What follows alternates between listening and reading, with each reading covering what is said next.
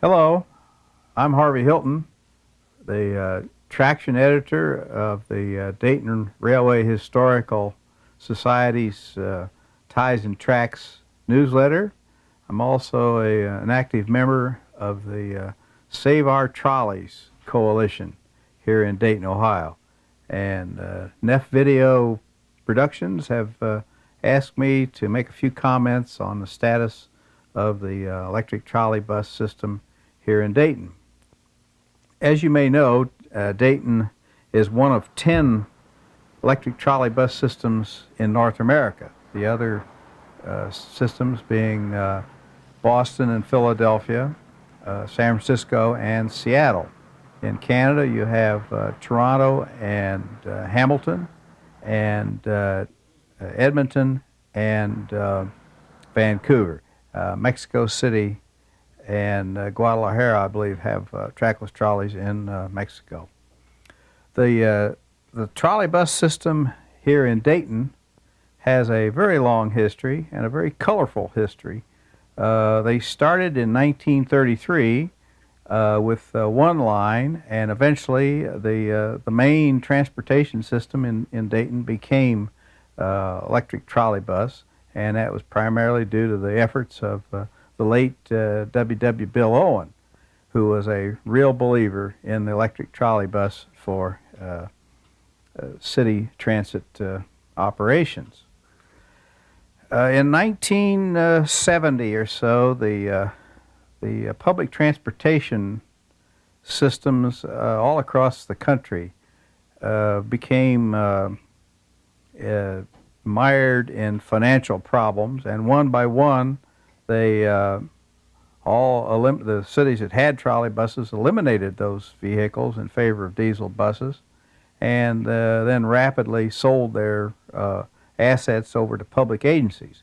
Dayton's City Transit Company was one of the very last systems to sell out to a public agency, and that was primarily due to Bill Owen's insistence that trolley buses last as long as they could, and finally, when he did sell out, he became a very active proponent for the new RTA to keep those trolley buses. And that shift from the privately owned city transit company to the publicly owned Miami Valley Regional Transit Authority occurred in November of 1972. And after that takeover occurred, there's been a continuous effort by various groups to eliminate the trackless trolleys in Dayton. But up until 1990, when Bill Owen died, he was always there to fight, and he always won. A very serious occurrence was in December of 1988, when a strange consortium of downtown business people and suburban interests combined their efforts to once and for all kill the electric trolley bus.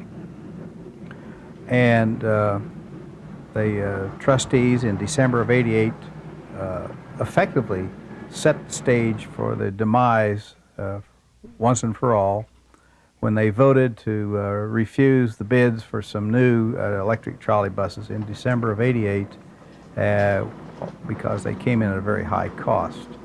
And after that, the RTA instituted policies to gradually eliminate the remaining trackless trolleys, and by 1992, we should have seen the end of trolley buses.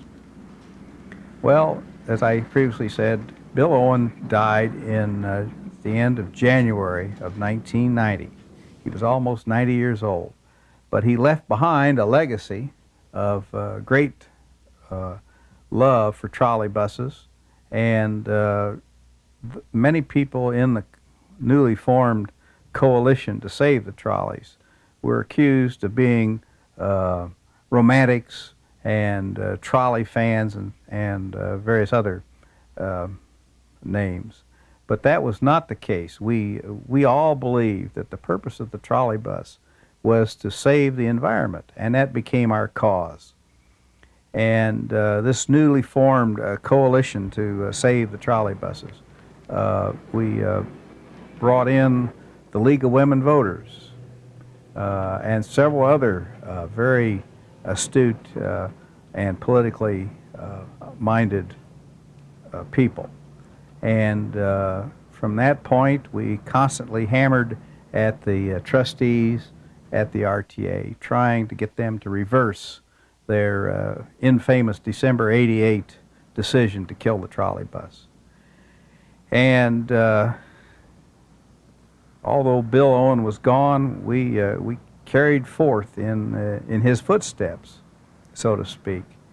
And admittedly, up until the summer of 1991, it did look like we lost our cause.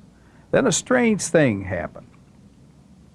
Almost simultaneously, the new Environmental Protection Agency laws kicked in, and they amazingly almost had the same effect as our coalition position, and that is that the diesel engine produces cancer-causing emissions. And then, as you know, '91 was the year of the war in the Middle East and concern about foreign oil. Well, all this combined in the late summer of '91, and several prominent transit magazines wrote editorials and questioned why would Dayton destroy an existing infrastructure that supports these environmentally good electric trolley bus equipments. And the same issue came up about the reliance upon foreign supplied oil. And meanwhile, the coalition had shifted its efforts away from the Board of Trustees to the elected officials, because we felt that was our more productive effort, and it turned out it was. We lobbied long and loud with the city commissioners of the various cities, especially Dayton, because that's where most of the electric trolley bus system resides. And amazingly, in the early fall of 1991, the trustees on the RTA board that had been appointed by the city of Dayton reversed themselves. Tremendous effort on their part to reverse themselves and ask, let's revisit the trolley bus issue. And then another amazing thing happened in November of '91. The Board of Trustees removed the existing executive director, who was very much in the lead of the effort to kill the trolley bus. And then, lo and behold, in December of '91, these trustees voted 7-2 to retain the electric trolley bus system. And of course, the coalition to save the trolley bus was extremely happy over this. And the real enjoyment came after that, when we saw other cities, New York, Los Angeles, Sacramento, Oakland, and several other cities, decide that maybe the way to meet the new Environmental Protection Agency requirement for bus emissions was, hey, the old electric trolley bus. And so now, here we are in the summer of 1992. We're seeing a consortium of various trolley bus system operators, plus Los Angeles and perhaps Sacramento, which do not have trolley buses, try to get organized together and buy a common new electric trolley bus to bring the costs down. I might add that that was one of the main issues back in 1980, that electric trolley buses were so tremendously expensive, and rightfully so, because the production lots were extremely low. Dayton essentially was going out for a bid all by themselves, and the complete design and development costs could only be amortized across 60 or so trolley buses. Whereas now we're seeing a potential order of 500 or more electric trolley buses across several cities. And that's going to bring the price down to where it's very competitive with the fairly cheap diesel bus.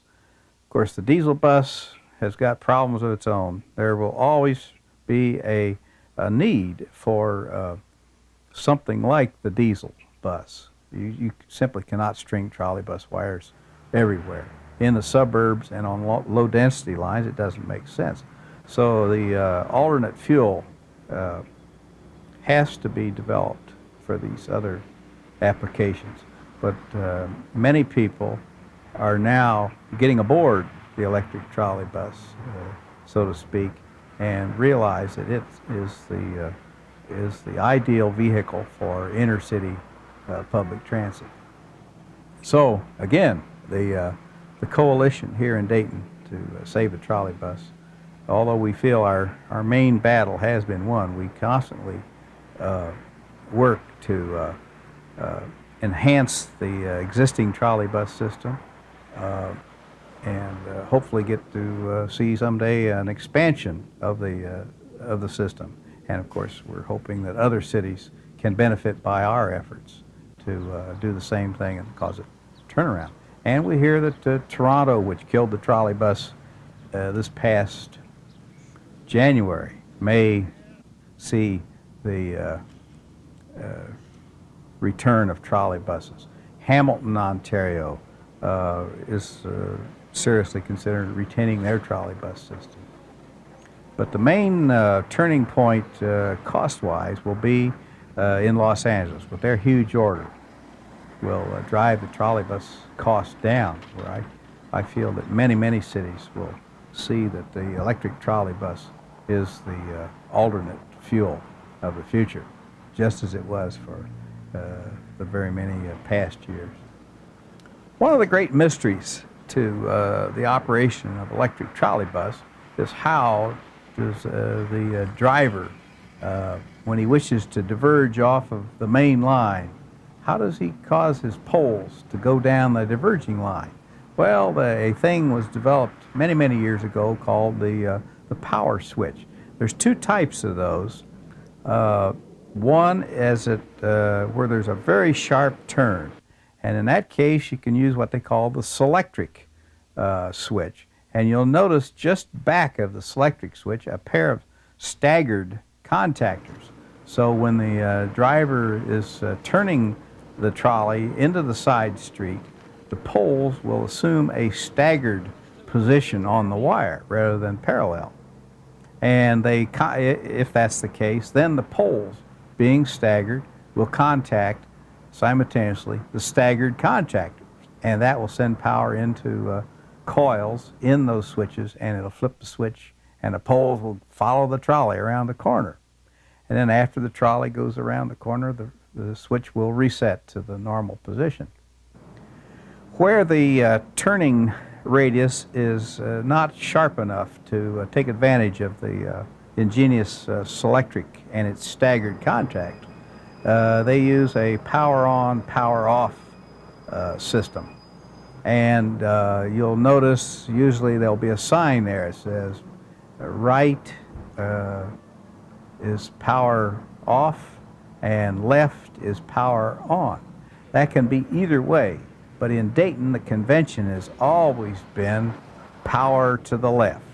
In Indianapolis, where I grew up, the switches were set so it was power to diverge, and that could either be left or right. You coasted with your foot off the power to go straight.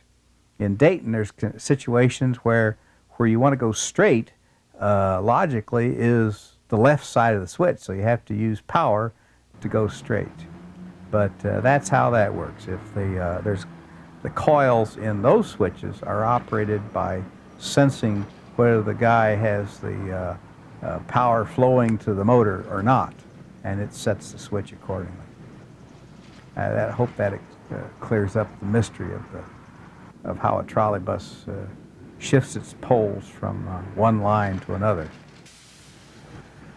One of the great traditions of the Dayton electric trolley bus system has always been the special trolley that was decorated and operated at Christmas time. In recent years, the RTA used one of the most famous electric trolley buses in the world. That's number 559, that originally was the Columbus, Ohio trolley number 643, which Bill Owen bought secondhand in 1965 when the Columbus system was dismantled. And 559 did not have a number until RTA took over. And they numbered it 559 and painted it in a glorious green and gray and white. It did not last long in that color. Then shortly after that, it came back as one of the beautiful season motif trolleys. It was the fall trolley. 559, the fall trolley. Well, one year 559 disappeared. That was the end of the great RTA season trolley group. And at Christmas time, it rolled out on the street as the Christmas trolley, 559. It was a beautiful thing. Blommel sign painted it and did a beautiful job on it. The back seat was taken out, put a big rocking chair back there and a fireplace for Santa Claus. The roof had loudspeakers to play Christmas music. And 559, the old Columbus Marmon 643, traveled all over Dayton, passing out candy canes and spraying Christmas music all over the town. And it was a fabulous sight. 559 was used only for Christmas. It was a dedicated vehicle, and it was put back in the barn the rest of the year. Well, after the decision was made to dismantle the trolley bus system here, the RTA was reluctant to keep these three old Marmons in their historical fleet that gave a lot of pleasure to the chartered fan trips that various groups had. And unfortunately, 559 went with that disposal. Well, after some political infighting that got a little hectic, 559, the famous Christmas Marmon, was donated to the San Francisco Muni. And it was boarded up and loaded on a railroad car and made it out to San Francisco. And the Muni out there restored it, and it still runs at Christmas time, but not in the snow. And since then, the tradition of a Christmas trolley has been so great that the RTA took one of their normal Flyer 900 series and applied seasonal decorations to that. Took out the back seat, put the rocking chair back there for Santa Claus. It still does the job functionally, but it's not like the old Marmon 559. In Dayton, the RTA, after it was formed in '72, got into a big fight, just like they did in 1988, to eliminate the trolley buses. Well, the Bill Owen and other people pushed, and a new fleet of trolley buses were bought. And they arrived in the spring of '77, 64 of them, 901 through 64. The RTA kept several of the old Marmons around for trippers. And about 82, that they eliminated all those. In 1983, which was the 50th anniversary of the electric trolley bus in Dayton, they took 501 and repainted it in the two-tone gold and yellow with the black horizontal stripe and the logo of the City Railway Company. The following year, 1983, they brought 515 into the paint shop and gave it the two-tone paint scheme, but with the diagonal green stripe of the City Transit Company. And those two trolleys were used for fan trips and promotional purposes, in addition to 559, the Christmas Marmon. And a lot of fan trips and charters were done with those three historical Marmon Harringtons. 501 and 515 were built in Indianapolis by Marmon Harrington in 1949. 559 is previously known as Columbus 643, was an identical vehicle for all practical purposes, but it was built in 1948. The 1988 decision to eliminate trolley buses in Dayton caused the RTA to also decide to get rid of the historical Marmons. 501 was placed in Carolyn Park, and 515 was going to be donated to another transit historical operation, and 559 of course went to San Francisco in operation today at the Muni, or at least at the Christmas times operation. Well, various people felt that 515 had a much more historical aspect to it than 501, and a swap was made where 515 was placed in Carolyn Park and 501 was taken out and towed to Cincinnati, where it is today. But 515 probably is in good running condition with some minor cleaning up and adjustments, and it's on static display there at Carolyn Park today. You'll have to go to San Francisco to see 559 in operation at Christmas time. One of the unique electric trolley buses that's still on the RTA property is number 900. Back in the late 60s, when Bill Owen was still running the system with his city transit company, the argument was then to get rid of these trolley buses. They're antique. And the argument also went that you can't buy trolley buses. No one makes trolley buses anymore. Well, at that time, Toronto, Ontario was buying a new fleet of trolley buses. First trolley buses to be built in almost 20 years. Bill Owen took some motors and controllers and other parts up to Canada and had them build him one coach with his motors and equipment, and brought that back down here in 1970 to demonstrate to the Dayton public, yes, new trolley buses are available. And it was sort of a one-of-a-kind. And of course, when RTA took over in 1972, they inherited number 900. Well, it was sort of the, then in 77, when they decided to renew the fleet and keep trolley buses, they bought the 64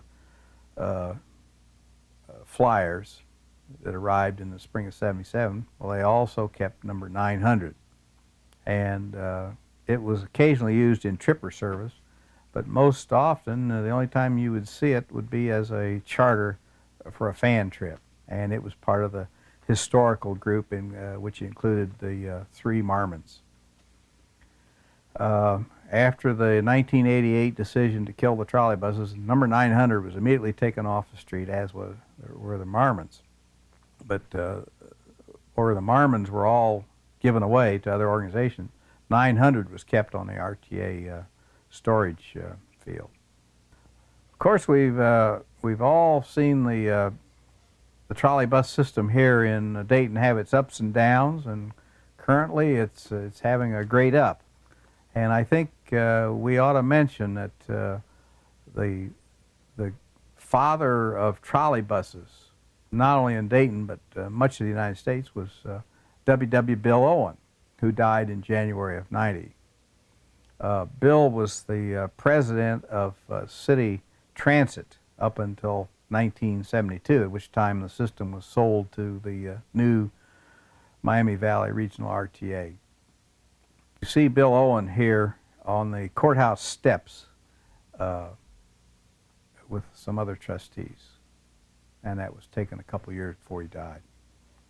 Bill Owen believed in the trolley bus because he knew the economics of the trolley bus, and although it was environmental concerns were practically unheard of in those years, Bill always felt that the environmental concern was one of the main attributes of electric trolley buses. So he was way ahead of his time. But he's known as Mr. Trolley Bus, and if you go to his grave site in Woodland Park, you'll see his headstone, and engraved on that headstone is a bas relief of 515 electric trolley bus. You know, the trolley bus system here in Dayton has a very unique background. At the time of the Great Car Barn Fire in 1932, there was at least 5 separate streetcar companies operating here. There was, of course, the biggest was the City Railway, and then second place was Peoples. Peoples had 3 lines, City Railway had 4 lines. And then, in addition to those 2 relatively large companies, the other companies had 1 line apiece. The Oakwood line, the Dayton Xenia line, and the original trolley bus operator in Dayton, the Dayton Street Railway Company, not the Dayton City Railway Company.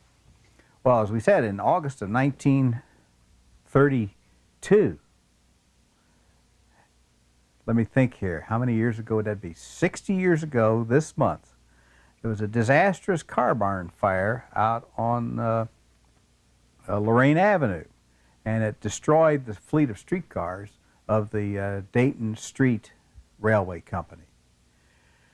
Well, rather than buy new streetcars, they went over to Indianapolis and looked at the new trolley bus system that had just been placed in operation over there. They came back to Dayton, ordered a fleet of Brill electric trolley buses, and they went into operation in April of 1933, the very first electric trolley bus line in the state of Ohio. And this, of course, the city, not the city, but the Dayton Street Railway Company had 1 line from Linden Avenue through downtown out onto Salem. It was an immediate success, and in 1935, the Oakwood Street Railway ordered a fleet of trackless trolleys, and they converted their single line from Oakwood up to Dayton View in January of 1936.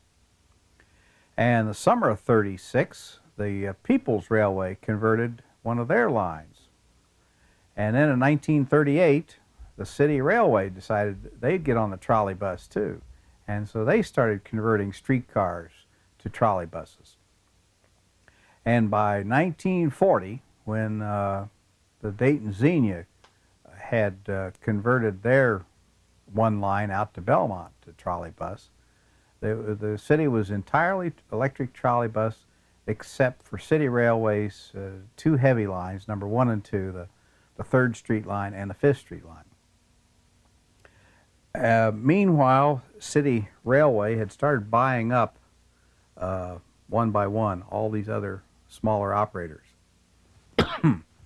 And Then in 1947, when they converted their last 2 streetcars to trolley buses, the entire town was trolley bus with a few gasoline bus feeders. In 1947, City Railway Company bought the second largest company, the People's Transit Company, and then it was City Railway and the Oakwood Line and the Dayton Xenia Line. In 1955, they bought the City Railway bought the Dayton Xenia Line and renamed themselves City Transit Company. The following year, 1956, City Transit Company bought the remaining outstanding company, the Oakwood Line. And from that point, 1956 until 1972, it was City Transit Company with Bill Owen as the president. And of course, in 1972, they sold out to the Miami Valley Regional Transit Authority. But just wanted to add there that the transit system in Dayton has a very unique situation where the mergers did not happen back at the turn of the century like it did in most cities. But you had 5 separate companies right to the up into the 50s. In addition to the streetcar lines, there was another operator, and that was the great Cincinnati Lake Erie Interurban that came through here. They had a suburban service, so we might want to say that that was a 6th company, and that was the line from downtown out to Southern Hills. But Dayton had a very unique transit background up until the merger in 1956. You'll notice that the equipment that's operated today is entirely Flyer Industries of Canada, the 900 fleet, if you will.